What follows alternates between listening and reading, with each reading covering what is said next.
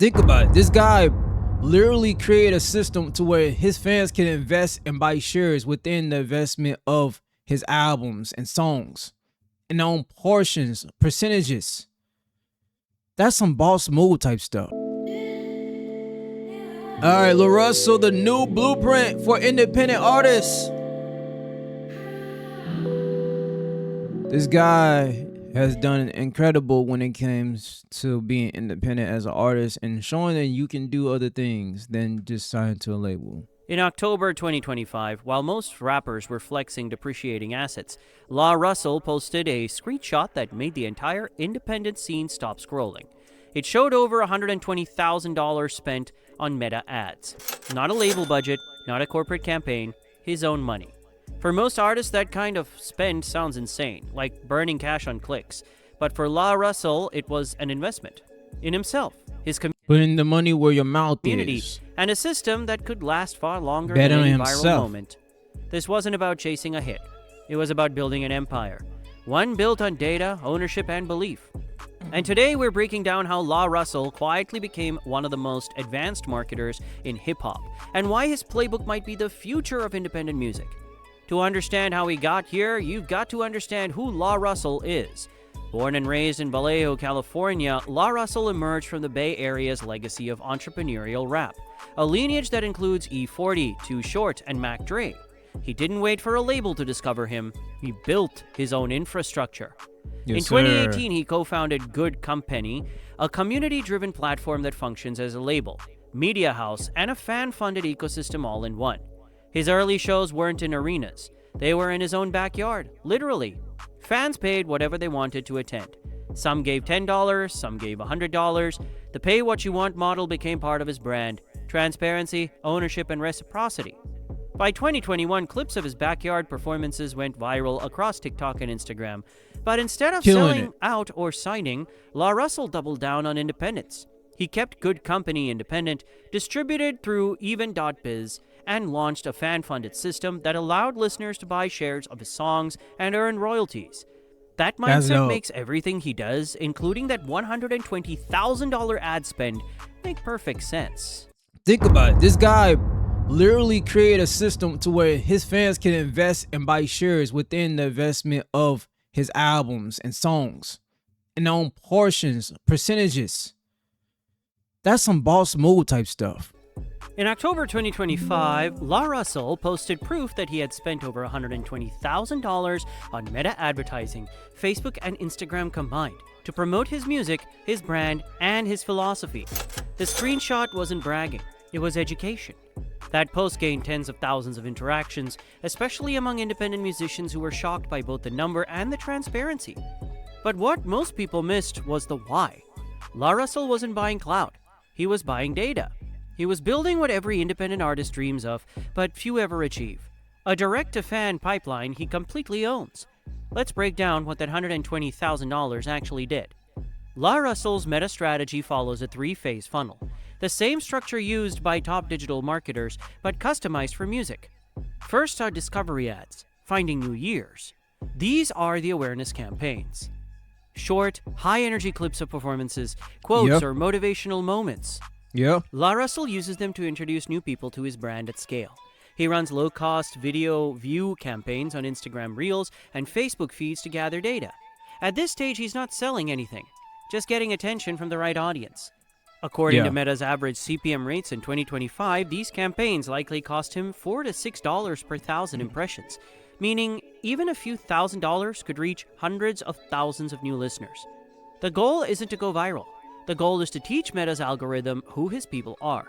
Hip-hop fans who engage with motivational content, small business owners, and indie artists.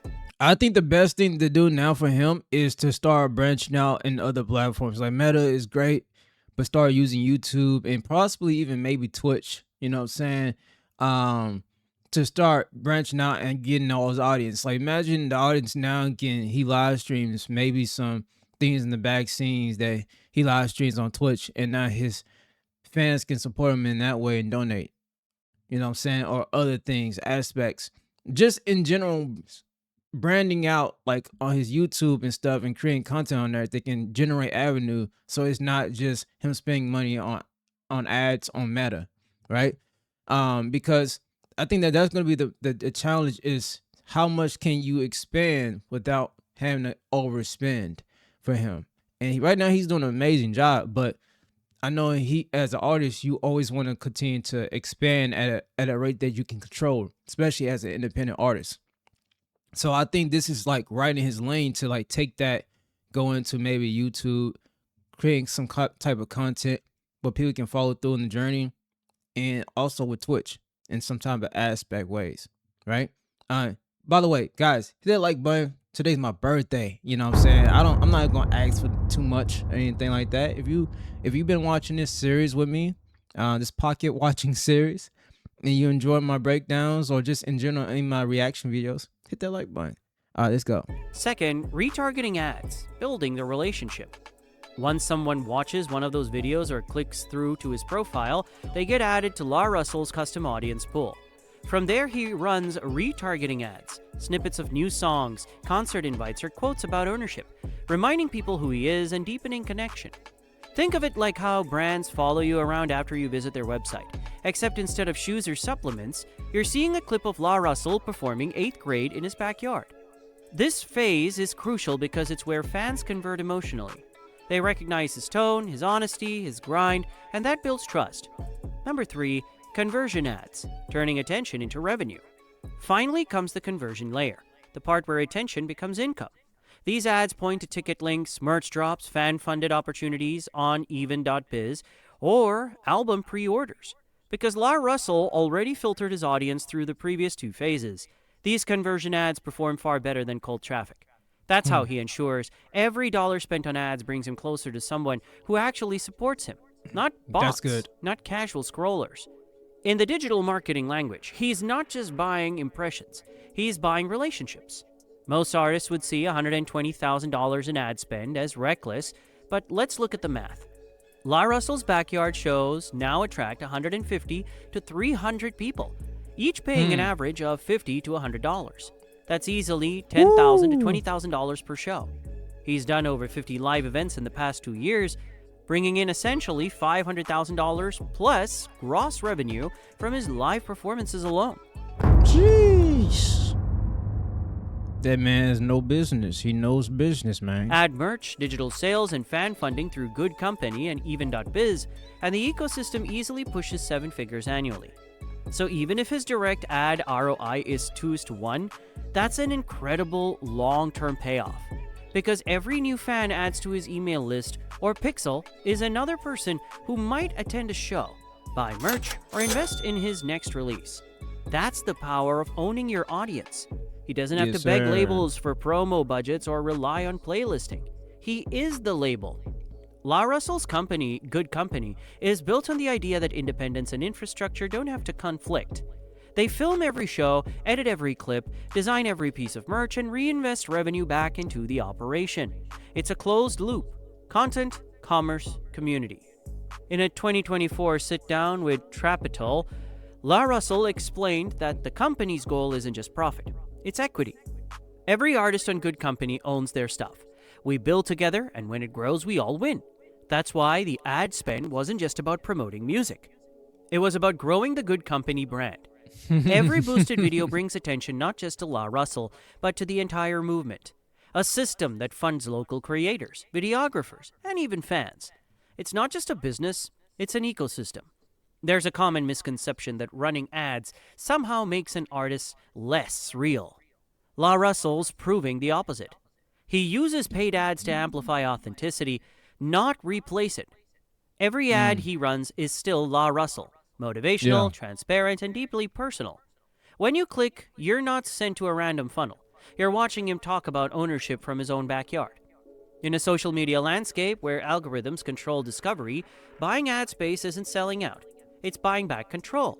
And LaRussell understands that better than anyone. He's not paying Meta to go viral. He's paying Meta to find the right people who believe in his message. That's a massive distinction most artists miss.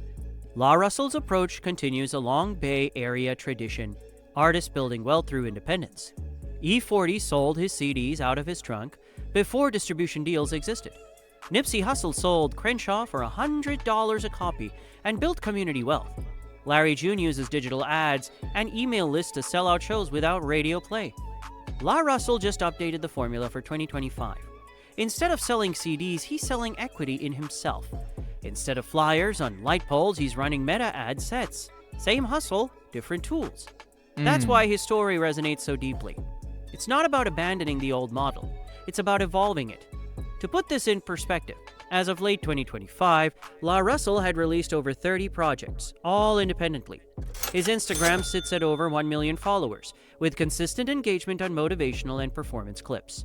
YouTube viewership has crossed 50 million lifetime views, largely fueled by his own in-house promotion. Let's go. Good company merch and ticket platforms process tens of thousands of transactions annually.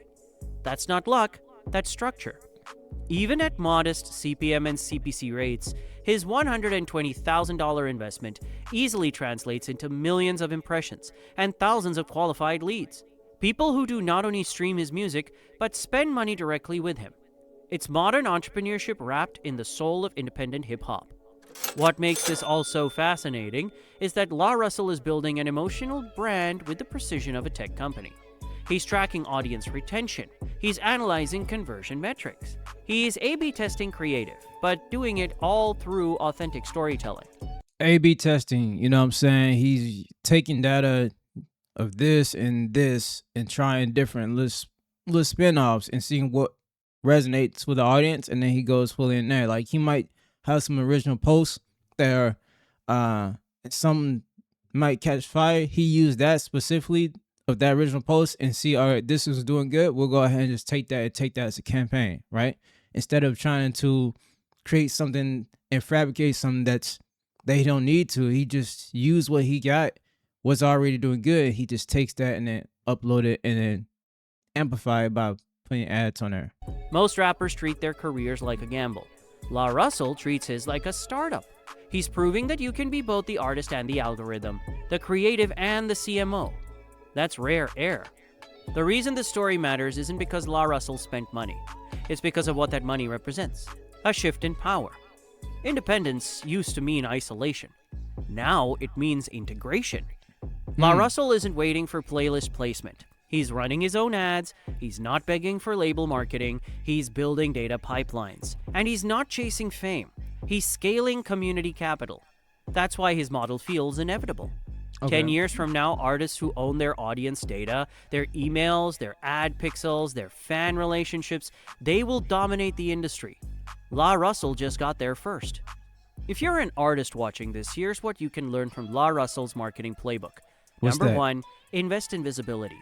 If you won't pay to be seen, you will pay in obscurity. Number 2, use ads to build relationships, not vanity metrics. Number 3, keep everything in-house. Data is only valuable if you own it. Number 4, be transparent. Fans respect honesty over hype. Number 5, reinvest. The goal isn't to make money once, it's to build systems that keep making it. What LaRussell is doing isn't just smart marketing, it's redefining independence for this generation. He's part artist, part teacher, part CEO. I like He's this. not waiting for validation. He's writing the manual as he goes. By turning ad spend into ownership and data into community, LaRussell has quietly become one of the most innovative minds in hip-hop today. He's not just an artist, he's an architect. And while others are chasing followers, LaRussell is building a following that lasts. At Money and Music, we talk a lot about the business behind the bars. And LaRussell's story might be one of the most important of this decade. Because independence isn't about rejecting the system. It's about learning how to run your own. LaRussell is showing every artist that if you combine creativity with consistency and strategy, you can turn a backyard dream into a $1 million ecosystem. That's amazing, man. Shout out to that. Link of this video is going to be in the description. If you guys enjoyed, man, tell me what you like about this. I think it was some valuable information. I think it was dope, and it definitely gives you a more appreciative perspective of LaRussell and what he has done. Anyways, see you guys on the next video. Peace.